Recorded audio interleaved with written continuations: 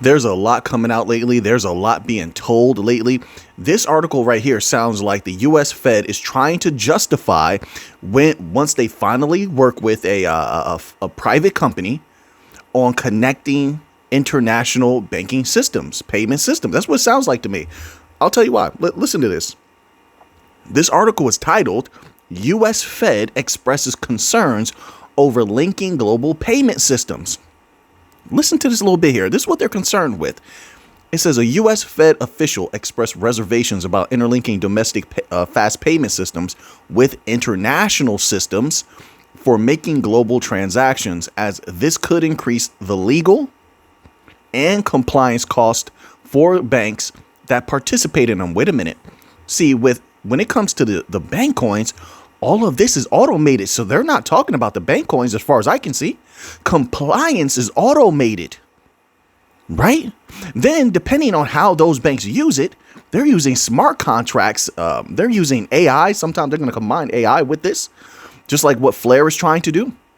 All of this is automated. They're talking about the wild, wild west that is the other side of the new financial system, which is the legacy system. They don't have agreements in place with the ECB, with the BIS, with the Hong Kong Monetary Authority, with a multitude of big banks in the United States. They don't have agreements with all those companies. They don't. They're still trying to get in position. Who does?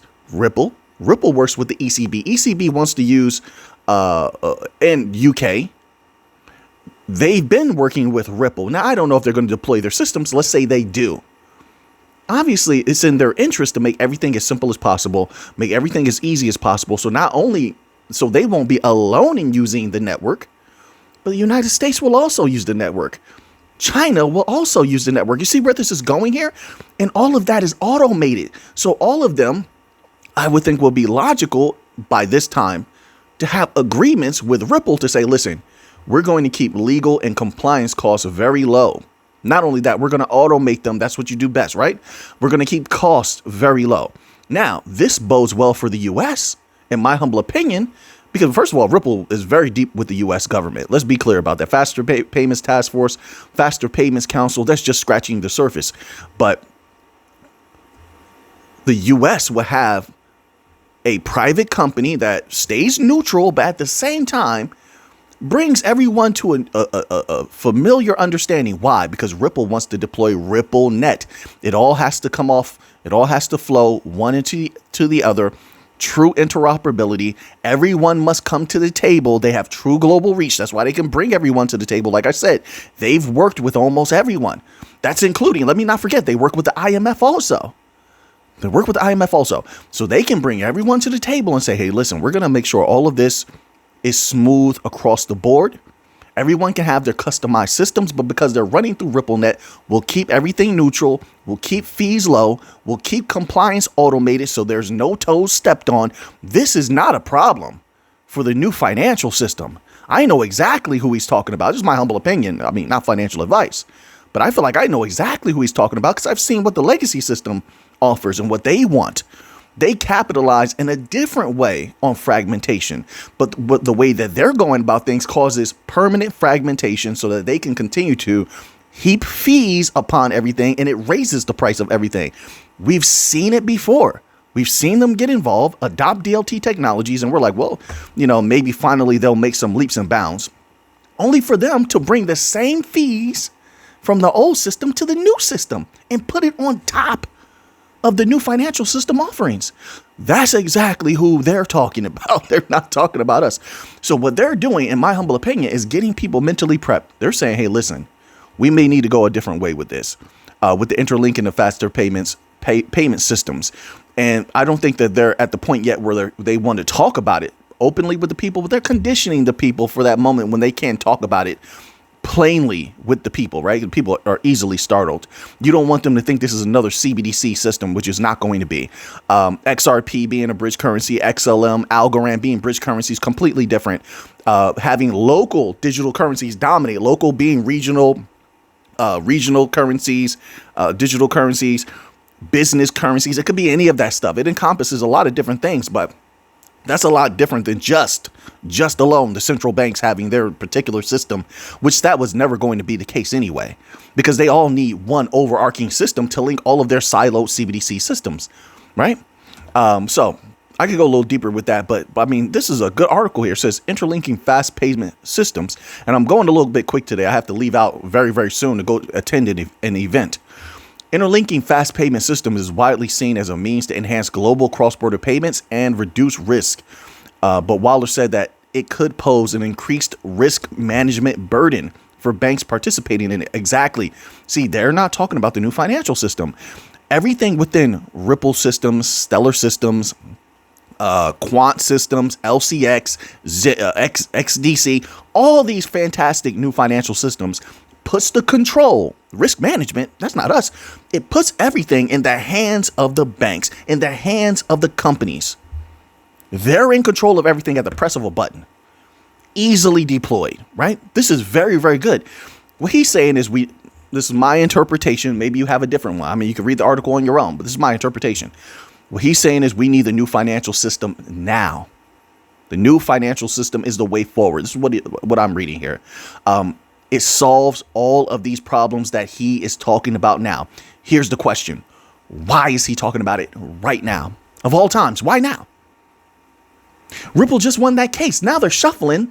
They just shuffled, like 200 million XRP. You think that's not for that payment? I told you, we got to get past that payment. Once they put that payment in, then we move on to another level. Because then it's official. Once the SEC receives their payment, it's official. So that's happening at the same time. This guy comes out and he's talking about this. I mean, he goes much deeper. I just don't have the time to go to as deeply as he does and cover everything. OK, so now let me go here. I'm going to get this little bit of Flare, and then we'll end off with Bitcoin today. Things are heating up dramatically. Something is building. Something is coming.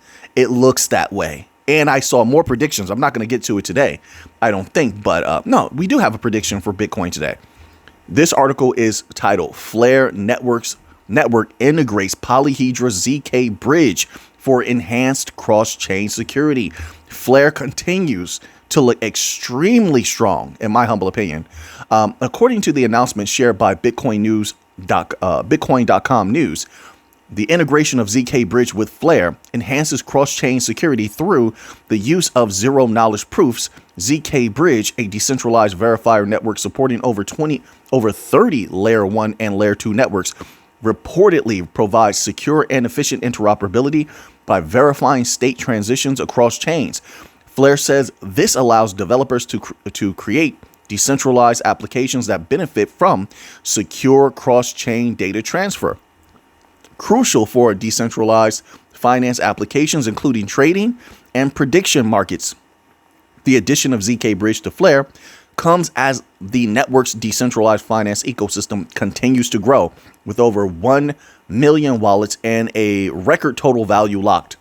We'll see how all this goes in the future. Right now, I think everything's going very well. It seems their testing of the F assets on Costar Network seem to be going pretty good.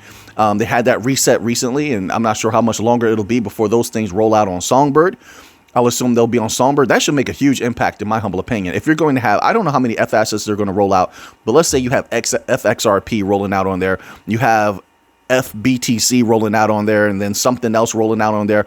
It only takes a little bit to really make a huge impact, in my humble opinion. Then you have all of these different dApps and stuff like that should be developed on Songbird. Songbird at some point should become its own thing.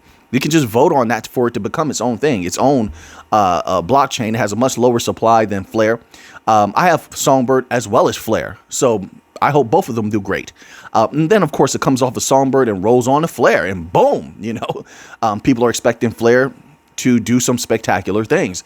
And looking at what they're attempting to do, yeah, they could be major for sure. I'll say this also. I'm waiting to see how they want to implement artificial intelligence. That could be interesting. All right, but we're going to end off here today with a little bit of Bitcoin news. So this article here is from marketwatch.com, and we'll just read this little tidbit here.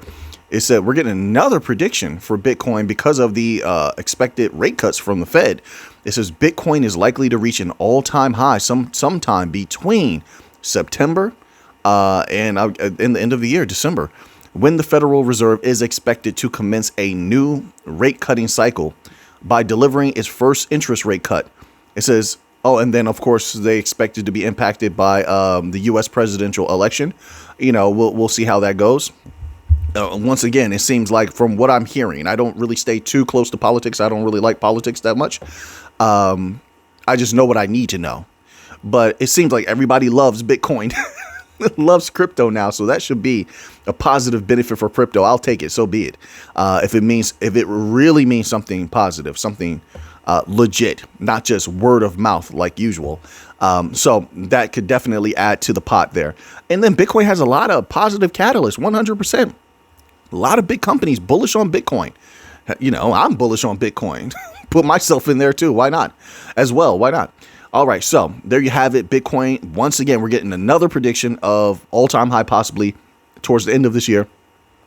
I hope it happens 100%.